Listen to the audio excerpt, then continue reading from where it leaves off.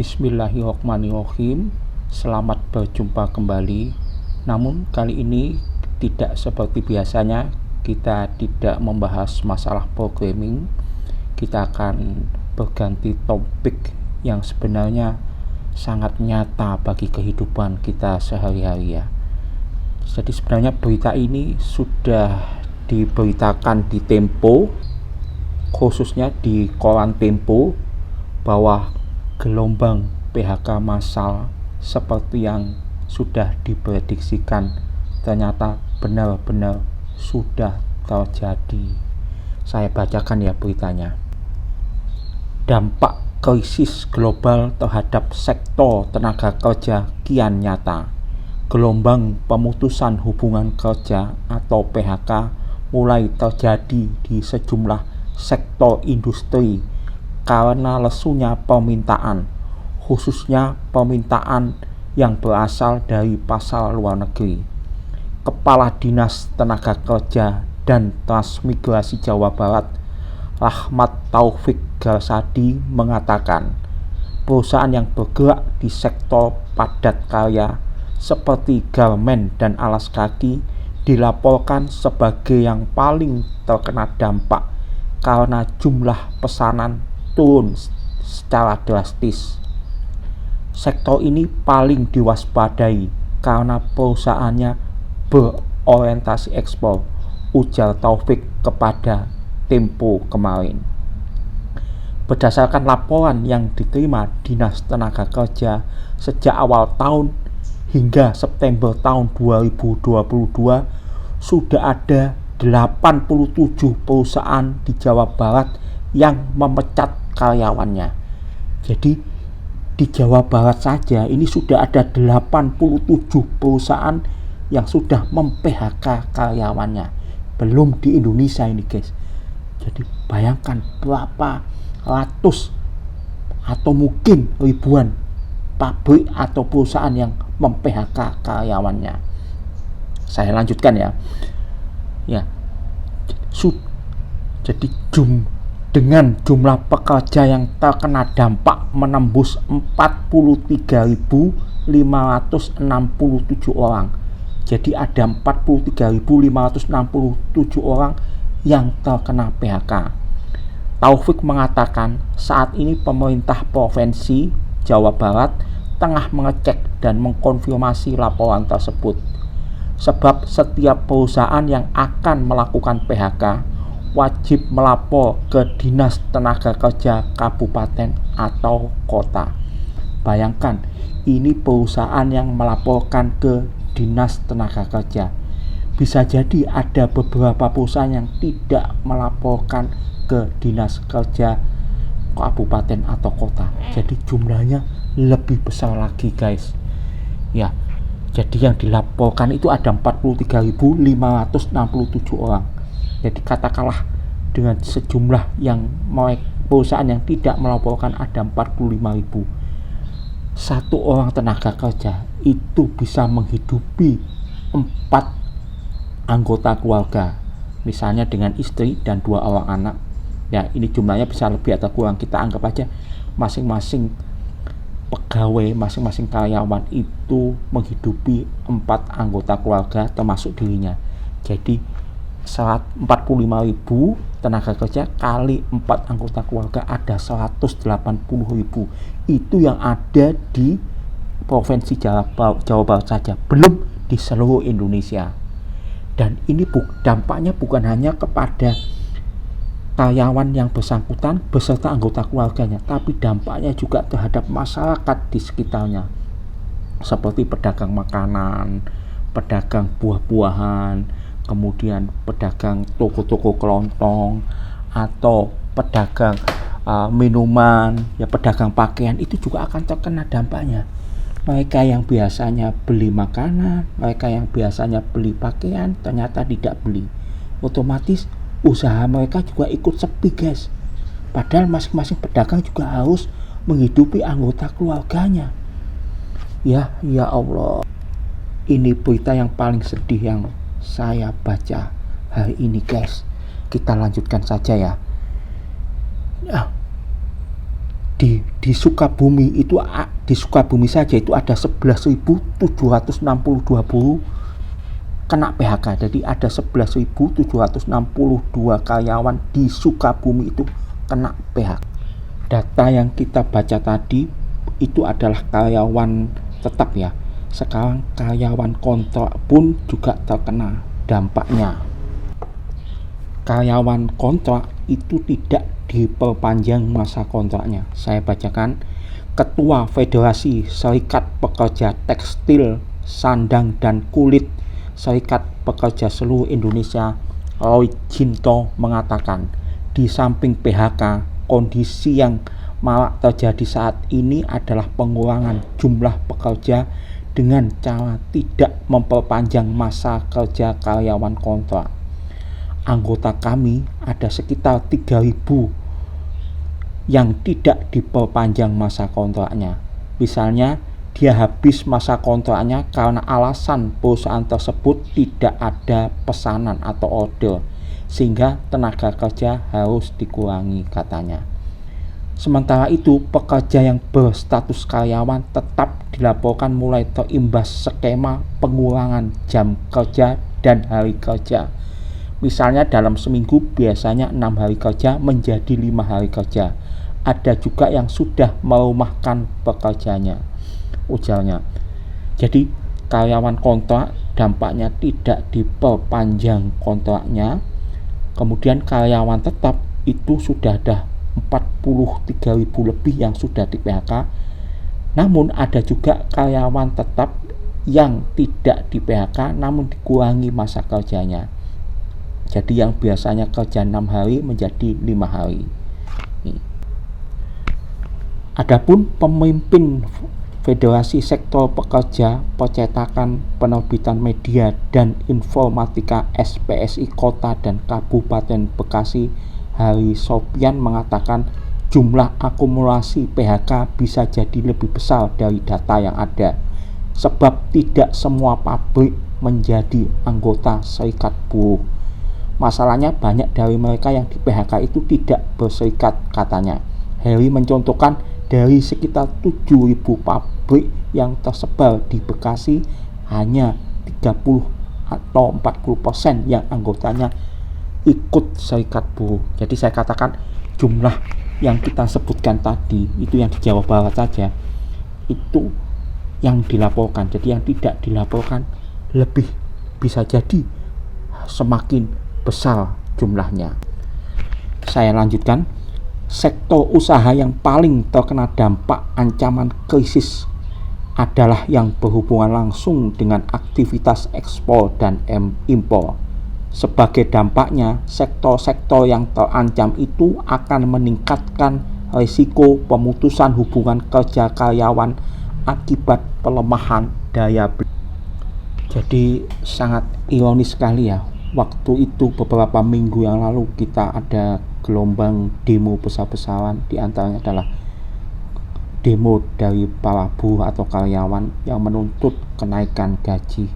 Namun sekarang mereka dihadapkan terhadap ancaman PHK yang akan terjadi secara besar-besaran. Kenapa mereka meminta kenaikan gaji? Karena adanya inflasi yang membumbung sangat tinggi akibat dari kenaikan harga BBM yang mendorong kenaikan harga produk dan jasa. Ya, akibatnya para buruh minta kenaikan gaji, namun imbasnya ternyata gelombang PHK juga mulai menghantui mereka karena lesunya permintaan ekspor dari pembeli-pembeli di luar negeri. Kenapa bisa terjadi demikian? Jadi peristiwa itu terjadi beruntun ya, mulai dari pandemi kemarin, pandemi COVID itu kan banyak perusahaan yang merumahkan atau mem-PHK karyawannya. Kemudian berlanjut hingga terjadinya perang antara Rusia dan Ukraina yang menyebabkan pasokan global itu juga berpengaruh. Jadi akibat perang, pasokan global dari Rusia dan Ukraina, terutama pasokan pangan ya, karena Rusia dan Ukraina itu lebih dari 30% gandum itu diproduksi oleh Rusia dan Ukraina. Akibatnya sektor pangan mulai terimbas adanya kenaikan harga pangan terutama gandum. Syukur memang Indonesia tidak makan gandum, namun Indonesia juga mengkonsumsi gandum dalam jumlah yang besar karena gandum bisa ditemui di mie instan Indomie contohnya, itu juga menggunakan gandum yang dibeli dari Ukraina. Karena Ukraina dan Rusia perang, otomatis pasokan gandum mereka juga ikut menjadi macet, terhambat ya. Gandum melonjak tinggi pasarannya di dunia internasional dan kita akan mengalami kenaikan harga mie instan beserta dengan produk-produk lainnya. Kemudian Ukraina dan Rusia, terutama Rusia itu juga merupakan pemasok BBM yang salah satunya yang paling terbesar di dunia ya, karena Rusia itu kan memasok BBM ke seluruh negara-negara Eropa. Ketika terjadi perang dan negara-negara di Eropa melakukan boikot, tidak melakukan perdagangan di Rusia, Rusia pun mulai menghentikan ekspor BBM-nya. Akibatnya BBM terjadi kenaikan bukan hanya di Indonesia namun di banyak negara, terutama di negara-negara Eropa ya, terutama Eropa Barat itu inflasinya sangat tinggi sekali ya, bahkan di atas 10%. Amerika saja sudah 10% ya. Terus kemudian Turki itu bahkan inflasinya sudah di atas 50%. Ya bersyukur Indonesia meskipun ada kenaikan harga BBM, tapi kita masih di bawah 10%. Sekali lagi kita bersyukur ya, karena ini adalah rahmat Allah sehingga kita tidak terjadi krisis ekonomi yang besar. Namun berita yang saya dengar ini, gelombang PHK massal mulai terjadi. Mereka yang karyawan yang berasal dari perusahaan yang mengekspor produknya ke luar negeri, tidak adanya pesanan dari luar negeri, otomatis perusahaan tidak bisa memproduksi barang karena tidak ada permintaan, karena pembeli luar negeri nggak punya uang untuk beli barang ya, terutama produk-produk garment, produk alas kaki itu kan mereka suka buatan Indonesia, harganya murah dan kualitasnya juga cukup bagus kalau dibandingkan dengan produk dari Cina. Ya itu tadi. Jadi kita bersyukur kalau kita ataupun beberapa anggota keluarga kita ataupun teman-teman terdekat kita yang tidak terkena dampak dari krisis ekonomi ini, kita bersyukur kepada Tuhan si penguasa alam semesta ini ya guys ya. Bagi kita yang berprofesi menjadi programmer atau akan menjadi programmer, itu kita patut bersyukur karena ternyata tenaga programmer dan profesional IT lainnya seperti DevOps, UI designer itu merasakan dampaknya tidak seperti pekerja-pekerja yang lain. Jadi kalaupun ada dampaknya itu sangat minim sekali ya. Kenapa bisa dibilang demikian? Yang saya baca di CNN Indonesia ya, bahwa Indonesia itu darurat tenaga programmer. Jadi jumlah programmer yang dibutuhkan itu ternyata lebih besar daripada pasokan yang ada. Jadi menurut CNN Indonesia, kita bacakan ini bahwa kebutuhan programmer di Indonesia itu sangat tinggi jumlahnya, sehingga terpaksa kita melakukan import programmer dari negara lain. Jadi perusahaan-perusahaan unicorn seperti Gojek, Tokopedia, mereka itu harus mengambil programmer dari negara lain. Biasanya itu sih dari Cina atau India untuk dipekerjakan di Indonesia, karena mereka tidak mendapati programmer di Indonesia itu mencukupi. Jadi terpaksa mereka harus mengambil programmer dari negara lain untuk mencukupi kebutuhan tenaga programmer di perusahaan mereka. Jadi ini bukan hanya di perusahaan-perusahaan unicorn seperti Gojek dan Tokopedia. Perusahaan startup lainnya juga ada beberapa di antara mereka itu yang mengimpor programmer dari negara lain ya.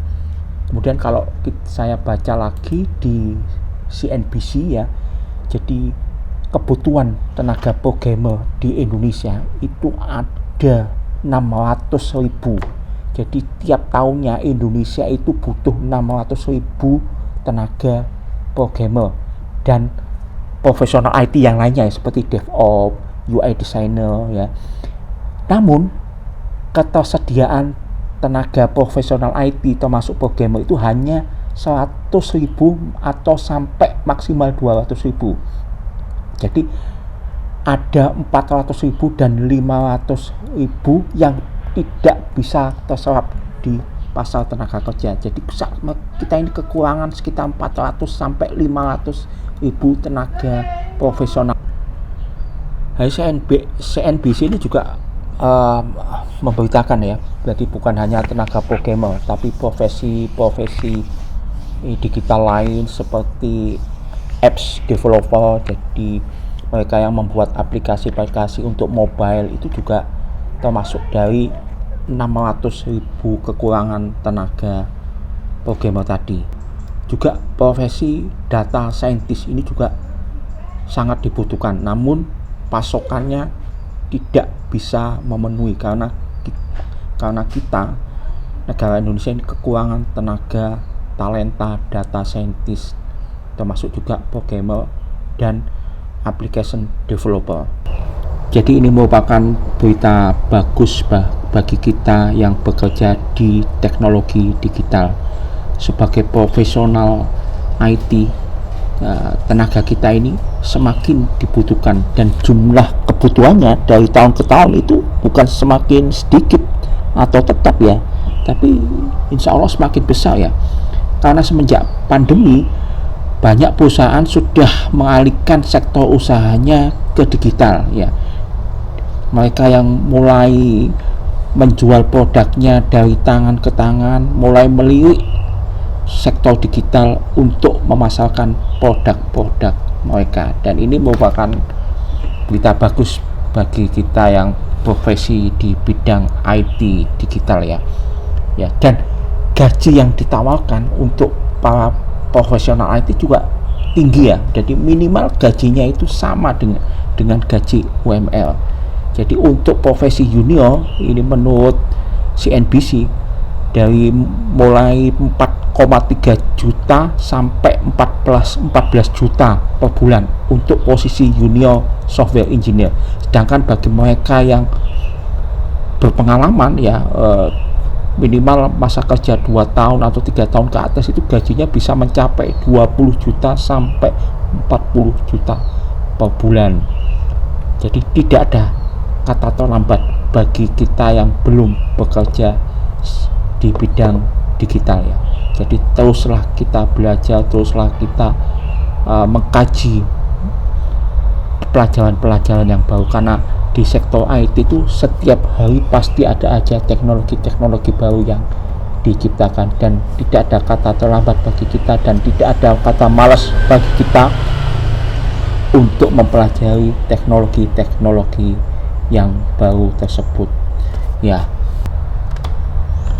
Ini semoga berita di depan yang saya bacakan mengenai gelombang massal ini tidak terjadi pada kita sebagai profesional IT. Kita menatapnya secara optimis ya, semoga bermanfaat bagi kita. Assalamualaikum warahmatullahi wabarakatuh.